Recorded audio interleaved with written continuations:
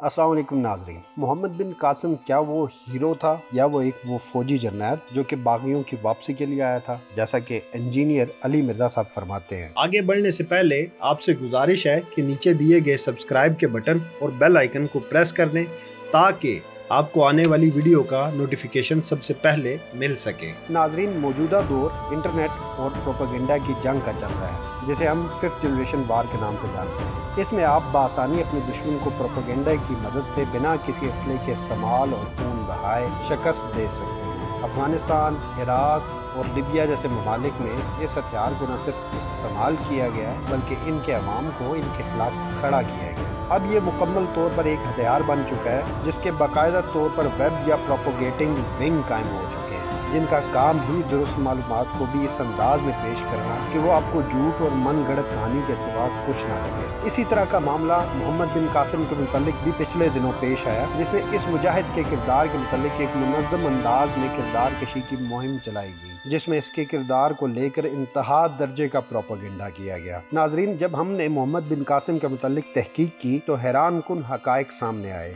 मोहम्मद बिन कासिम, जिसका पूरा नाम अमादुद्दीन मोहम्मद बिन कासिम बिन मोहम्मद बिन हुक्म बिन अबी अकील सकफी है, जो कि बनु उमैया के एक मशहूर सिपहसालार और गवर्नर इराक हजाज बिन यूसुफ के भतीजे थे। मोहम्मद बिन कासिम 694 ईस्वी में ताइफ में पैदा हुए। इनके वालिद का शुमार कासिम खानदान के मुमताज अफराद में किया जाता था। मारूफ अरब मुआरख और इस्लाम के इब्तदाई अदवार पर मशहूर किताब फताह अल बलदान के मुसन्निफ बलाजरी लिखते हैं कि मोहम्मद बिन कासिम की शख्सियत इंतहाई पुरवकार थी। इनका इखलाक दूसरों को जल्द गर्विदा बना लेता था। इनकी जुबान शीरी थी और वो हसमुख थे। वो एक बाहिम्मत, बामरवत, रहमदिल और मिलनसार इंसान थे। वो हर शख्स से मोहब्बत से पेश आते और इनके मातहत इनकी हद दर्जा इज्जत व एहतराम करते थे। इन्होंने हर मोड़ पर अक्ल व फरासत को पूरी तरह इस्तेमाल किया और इनका हर कदम कामयाबी की राहें तलाश करता था। इनकी बुलंद ख्याली और मुस्तहकम इरादे इनकी कामयाबी के दलील थे।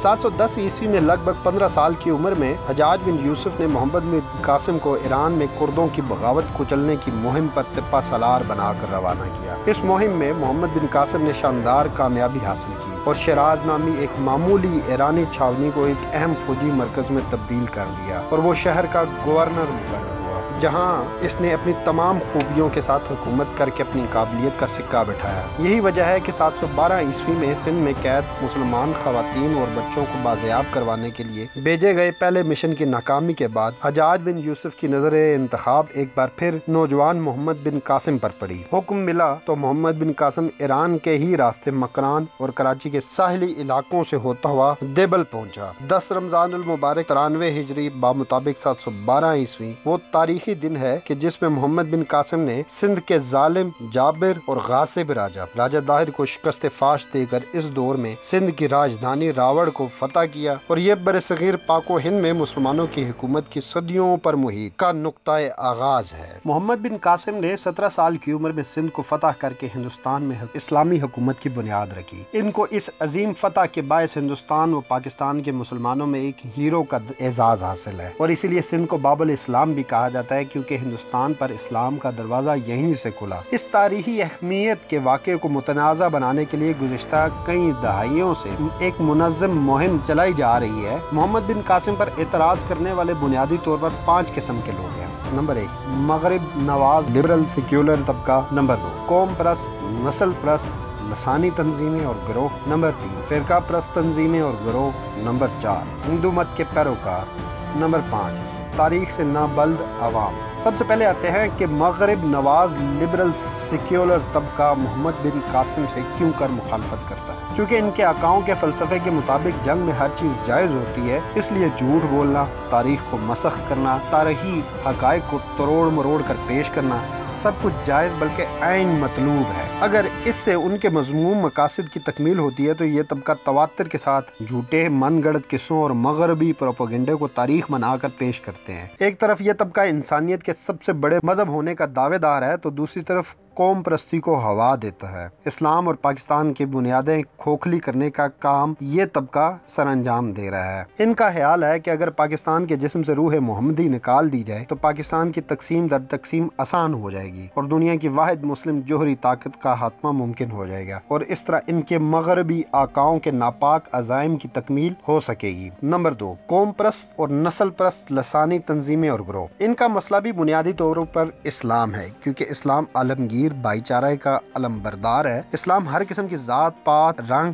نسل اور طبقاتی تقسیم کے خلاف ہے۔ یہ ایک ایسا پیغام ہے جو قوم پرستی، نسل پرستی اور لسانیت کا چورن بیچنے والوں کے لیے موت ہے۔ لہٰذا ضروری ہے کہ اسلام اور اسلامی تاریخ کو مسخ کر کے پیش کیا جائے تاکہ ان کا چورن بک سکے۔ یہ محمد بن قاسم کو غاصب اور طاہر کو سندھ کا سپوت بنا کر پیش کرتے ہیں، مگر ان کی خود ساختہ تاریخ کی عمارت اول ذکر کر کے گروہ سے بھی زیادہ کمزور بنیادوں پر کھڑی ہے۔ راجہ طاہر سندھ میں انسانی حقوق اور مذہبی آزادی کی پامالی کی بدترین ادوار میں سے ایک تھا، اور اس دور میں سندھ کے اصل باشندوں، ان کے مذہب اور ثقافت کو بری طرح کچلا گیا۔ یہی وجہ ہے کہ اہل سندھ نے محمد بن قاسم کی آمد پر اس کے ساتھ مل کر راجہ طاہر کے خاتمے میں کردار ادا کیا، رضاکارانہ طور پر جوک در جوک اسلام قبول کیا اور محمد بن قاسم کی واپسی پر مورتیاں بنا کر اس کی پوجا کی۔ اس کی موت کی خبر سن کر نوحہ کنا ہوئے اور آج بھی اسلامی ثقافت کی علامات کو اپنا اوڑھنا بچھونا بنا رکھا ہے، جس کی تفصیل آگے آئے گی۔ فرقہ پرست تنظیمیں اور گروہ۔ مذہبی لبادے میں یہ واحد طبقہ ہے جو محمد بن قاسم کی مخالفت کرتا ہے۔ اس کی وجہ محمد بن قاسم نہیں بلکہ اسلامی تاریخ کے ابتدائی ادوار کے اختلافات ہیں۔ اس گروہ کا بنیادی استدلال یہ ہے کہ اس دور کے اموی حکمران ولید بن عبد المالک اور ان کا نامزد گورنر عراق حجاج بن یوسف ظالم اور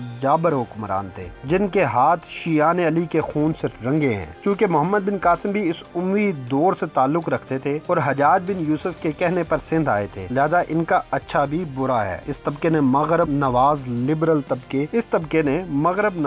لبرل سیکولر اور قوم پرست طبقات کے جھوٹے پروپیگنڈے کو نہ صرف آگے بڑھایا بلکہ اس کو فرقہ وارانہ رنگ دے کر مسلمانوں میں ایک نئی تفریق کی بنیاد ڈال دی۔ اس طبقے نے جس جھوٹ کو بہت تواتر سے پھیلایا ہے اس میں یہ کہ سندھ میں اسلام محمد بن قاسم سے بہت پہلے نہ صرف آ چکا تھا بلکہ سادات اور صوفیاء کرام کے ذریعے بڑے پیمانے پر پھیل بھی چکا تھا، اور دوسرا یہ کہ محمد بن قاسم کی سندھ آمد کا اصل مقصد عبداللہ شاہ غازی جیسے سادات کا قلعہ کما کرنا تھا جو سندھ کے عوام میں اپنی جڑیں بنا چکے تھے۔ آگے چل کر ان کے پھیلائے گئے جھوٹ پر بھی مفصل بحث کروں گا۔ ہندو مت کے پیروکار۔ طاہر کے باپ چچ نے سندھ میں بدھ مت کا راج ختم کر کے برہمن راج قائم کیا، مگر ظلم کا یہ راج محض چند سال ہی چل سکا اور محمد بن قاسم سندھ کے مظلوم طبقات کے نجات کا دہندہ بن کر آیا، جسے سندھ میں ایک بار مذہبی رواداری کو فروغ دیا، عادلانہ نظام قائم کیا، جس سے متاثر ہو کر بڑی تعداد میں سندھی بدھ اور نچلی ذات کے ہندو مسلمان ہوئے۔ یوں سندھ میں برہمن راج اور ہندو غلبے کا اختتام ہوا۔ اس لیے یہ بات قابل فہم ہے کہ ہندو مذہب کے پیروکار بالخصوص برہمن ذات کے لوگ محمد بن قاسم کو غاصب اور لٹیرا کہتے ہیں۔ فاتح قوم کے جنگی ہیرو بالعموم مفتوح قوم میں مطعون ٹھہرتے ہیں۔ یہ واحد طبقہ ہے جس کے اختلاف کی کچھ بنیاد ہے۔ ان کے پھیلائے گئے جھوٹ میں سب سے اہم محمد بن قاسم کے سندھ کے خزانوں اور وسائل کی لوٹ مار ہے،